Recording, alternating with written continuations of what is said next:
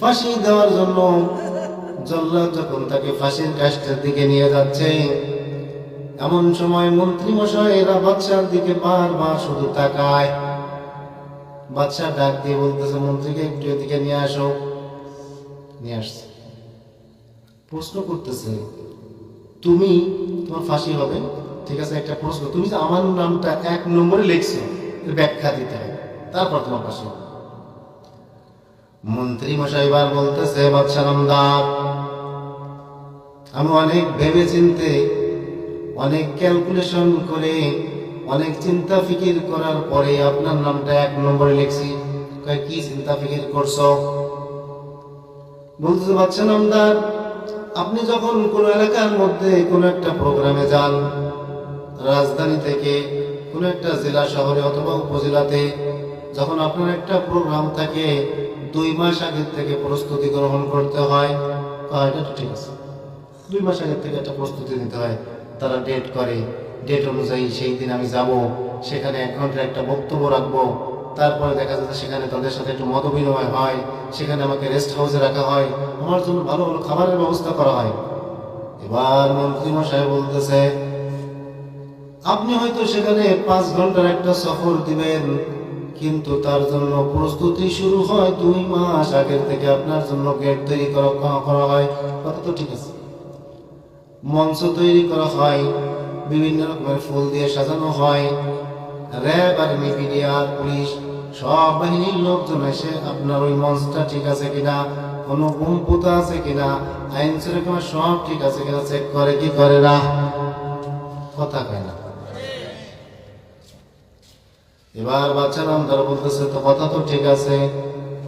মন্ত্রী মশাই বলতেছে, বাচ্চা নামদার, সামান্য 5 ঘন্টার একটা সফর, সেখানে যাবেন, কিছু সময় আলোচনা করবেন, মত বিনিময় সভা করবেন, একটু রেস্ট করবেন, খাওয়া দাওয়া করবেন।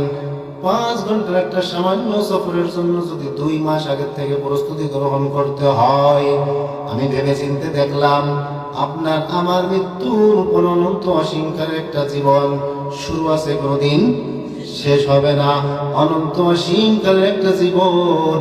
ওই জীবনের প্রস্তুতির লাইনে আপনি হলেন সবচেয়ে জিরো। যদিও আপনি এলাকার মধ্যে সবচেয়ে হিরো, কিন্তু আপনার প্রস্তুতি হলো সবচেয়ে জিরো। এই জন্য 1 নম্বর আহাম্মক, 1 নম্বর ব্যাকের খাতে আপনার নামটাই আমি লিখে দিয়েছি, ঠিক কিনা? বাদশার মাথাটা নরম হয়েছে, এবার নিচে হয়ে গেছে। হায় হায়, মন্ত্রী তো কথা ঠিকই বলছে, আমার এই মৃত্যুর পরে এই বাদশাহী থাকবে, আমি থাকবো না, আমার ক্ষমতা থাকবে না, সব শেষ হয়ে চলে যাবে। বলতেছে, এই মন্ত্রী মশাইকে ছেড়ে দাও, আমার জীবনের ভুল ভেঙে দিয়েছে, ও আমার জীবনের ভুল ভেঙে দিয়েছে, ওকে ছেড়ে দাও। এরপর থেকে সে আখিরাতের জন্য প্রস্তুতি গ্রহণ করা শুরু করে দিয়েছে। সুবহানাল্লাহ। প্রত্যেকে দিয়ে উদাহরণ, আমি আপনি প্রত্যেকটা পরিবারের প্রধান, সবাই, কেউ এলাকার মাতব্বর, কেউ পরিবারের মাতব্বর, কেউ সমাজের মাতব্বর, কেউ ইউনিয়নের জিম্মাদার, কেউ থানার দায়িত্বশীল, কেউ জেলার দায়িত্বশীল। যে যেখানে যে অবস্থায় আসি না কেন, পরকালের জন্য প্রস্তুতি কে কতটুকু গ্রহণ করতেছি হিসাব করলে কিন্তু ক্লিয়ার। এজন্য আল্লাহ রাব্বুল আলামিন বলতেছেন, ওয়াত্তাকুল্লাহ, তোমরা আল্লাহকে ভয় করো, ইন্নাল্লাহা খাবীরুম বিমা তা'মালুন। চিল্লাবেন আল্লাহু আকবার। আল্লাহকে ভয় করো, কারণ আল্লাহ তাআলা অবশ্যই জানেন তোমরা কি আমল করতেছো। জানে কি জানে না? কেউ যেটা দেখে না সেটা দেখেন কে?